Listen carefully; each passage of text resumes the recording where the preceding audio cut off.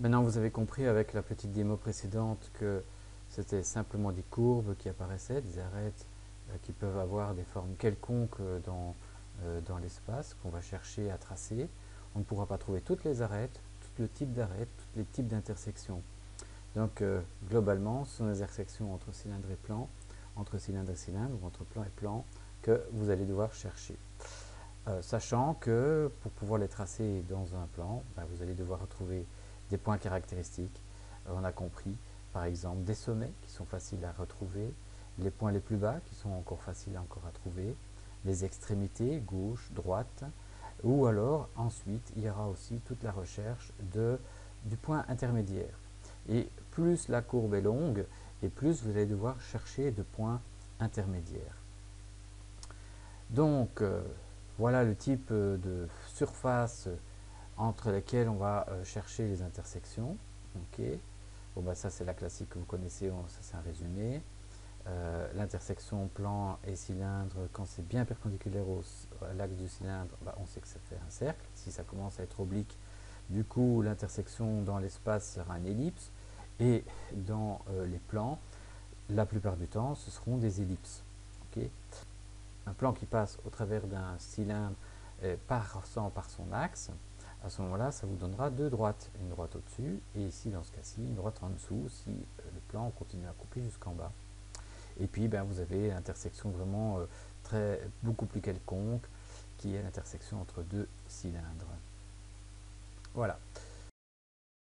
c'est la synthèse. Retenez simplement que la courbe d'intersection, elle appartient aux deux surfaces. Donc, si vous retrouvez dans les vues, au moins dans deux des trois vues, mais il faut les trouver même dans les trois vues, si vous trouvez chacune de ces surfaces, vous allez voir apparaître l'intersection entre ces deux surfaces. Et ça vous permettra de trouver les points. D'accord ? Exemple ici, vous avez un cylindre coupé par un plan oblique. Vous voyez la surface cylindrique dans cette première vue. Sur la vue de gauche, vous voyez également le cylindre, mais bon, il apparaît ici sous cette forme-là.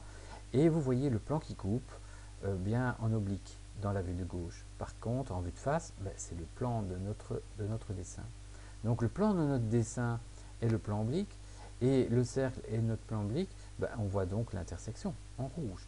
Et dans l'autre vue, le plan du dessin, c'est en fait le cylindre, et le plan oblique qui coupe le tout, il est représenté ici par une simple droite. L'intersection entre cette surface verte qui est le cylindre et cette droite qui représente le plan, c'est les lieux communs, les points communs, c'est la droite rouge.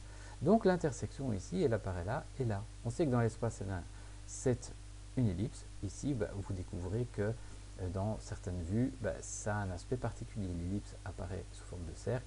Ici, l'ellipse apparaît sous forme de droite. Ça, c'est vraiment des intersections classiques. D'accord ?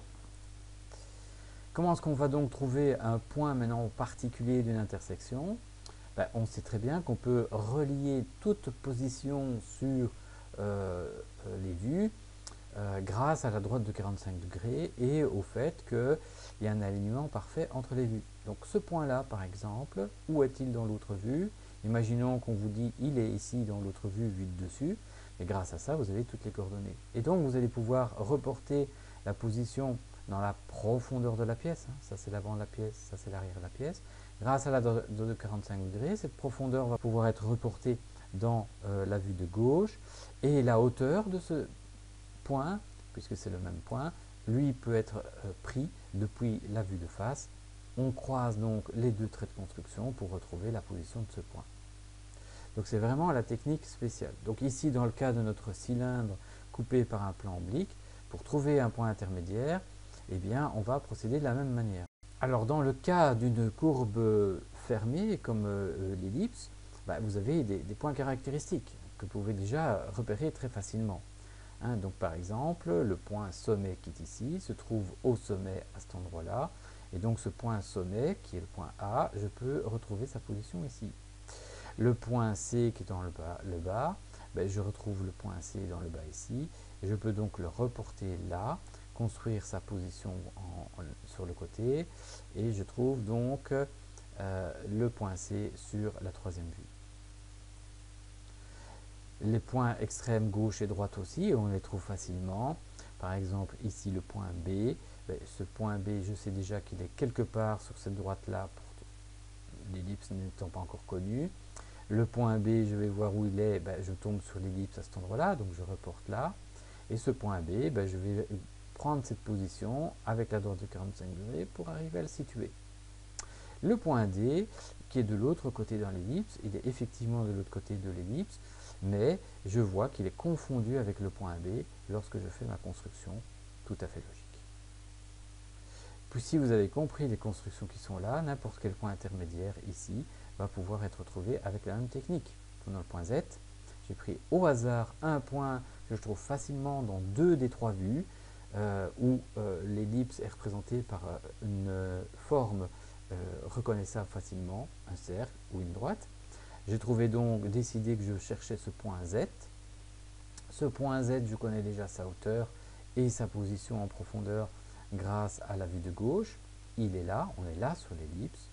Je vais donc exploiter maintenant les coordonnées. Donc par exemple sa position par rapport au côté gauche et droite, je sais que donc la position de ce point Z va se trouver ici sur cette droite, soit là, on cherche quelque part où.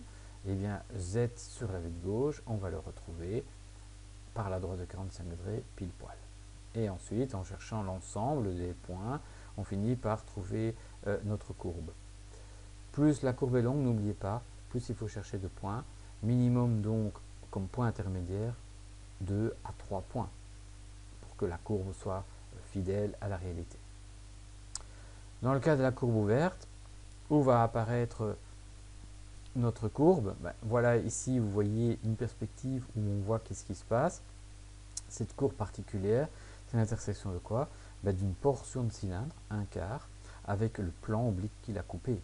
Donc c'est en fait l'équivalent de ce qu'on a vu précédemment, cylindre coupé par un plan oblique, sauf que cette fois-ci, le cylindre il est creux, si j'ose dire, au lieu d'être plein. Mais ça ne change rien, le résultat c'est la courbe. Cette courbe a deux endroits à un aspect donc particulier. Ici, dans la vue de face, elle a l'aspect d'un cercle, un quart de cylindre. Et dans notre vue, c'est la vue de gauche où on peut la repérer facilement. L'intersection que je cherche ici, elle se trouve en fait confondue avec le plan et le cylindre qui est tout ça, c'est-à-dire une simple droite.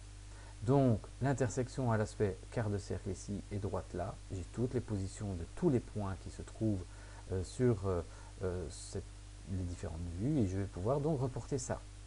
Hop. Et donc, je vais essayer de trouver quels sont les points extrêmes.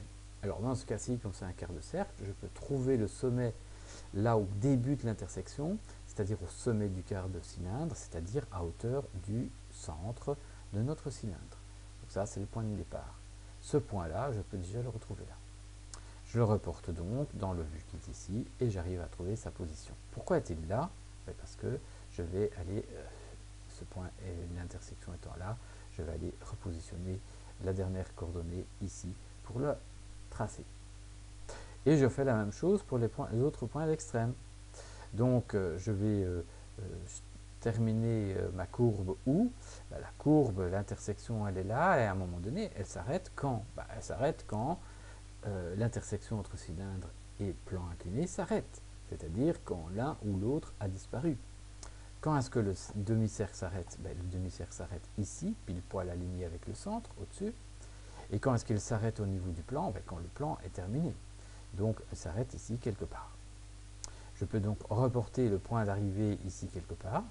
Où se termine-t-il exactement dans la vue là? Je vais reporter les coordonnées.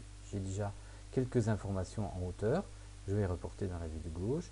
La courbe intersection est confondue avec la droite, elle se termine ici. Au-delà, le plan s'est terminé, donc il ne peut plus couper le cylindre. Donc c'est bien effectivement le point extrême. Et donc je reporte cette extrémité là. Et avec ces trois coordonnées, grâce à vue de gauche et vue de face, je retrouve les coordonnées en vue de dessus de l'extrémité inférieure de la courbe. Et puis on cherche un point intermédiaire. Au hasard, on prend un point sur la courbe ici, on essaye de trouver sa position dans la profondeur à pièce sur la vue de gauche. On a comme ça toutes les coordonnées. Et on peut reporter tout cela dans la troisième vue. Et on trace la courbe. Vous voyez qu'ici, 3 points, 2 extrêmes et un intermédiaire, c'est un peu court. Donc 2 points supplémentaires, ici quelque part et ici quelque part, me guident beaucoup mieux. Ça doit être tangent là.